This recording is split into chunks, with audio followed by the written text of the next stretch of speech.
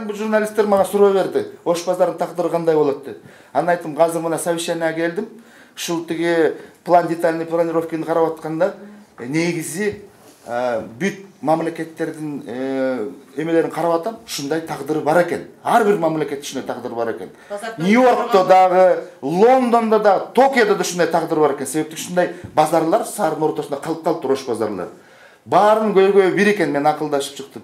Бирок алар деген ошол ирети менен шаардын чекесине жер алып, ошол жерден торговецтердин баарына шарт түзүп берип, ошону көчүргөнгө аракет кылышат экен. Биз да ошондой аракетибиз бар. Бирок ал бүгүнкү күндө бир күндө көчүп кете турган нерсе эмес. А сиз билесизби? Келечекте, биз деген келечекти карашат. Анан мен айттым, ачыгын айттым, мы на завтрашний день работаем. Биз деген күнүнкү мына шаар деген өнүгүш керек экен. 5 жылдан кийин эмне болот шаар? 10 жылдан кийин эмне болот? 25 жылдан кийин кандай шаарда жашайт биздин балдар? Ошого байланыштуу шаардын чекесине чыгарат экен мындай базарларды. Себеп дегенде современный условияда элге дагы барган адамга да, клиентке дагы, сатуучу адамга дагы шарт болуш керек экен. Шарт болбосо, ош базары өзү менен өзү акырындык менен мен айткан срокто эмес, акырындык менен жок болот. Себеп дегенде өзүңөр көрүп атасыңар. Мына кайсы жыл массивке барбайын?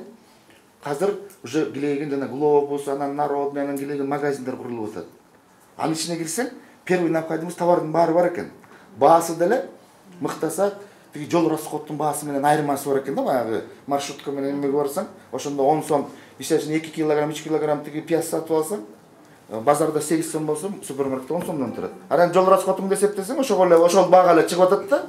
Анан айтып атам, ал тагдырын азыр ойлонбосок, бул тагдыр күмөн болуп турат ош базарынын. Ошон үчүн биз деген аны ойлоно жүрүшүбүз керек. Ошол себептен шаардын чекесине азыр место алышыбыз керек деп ойлойм.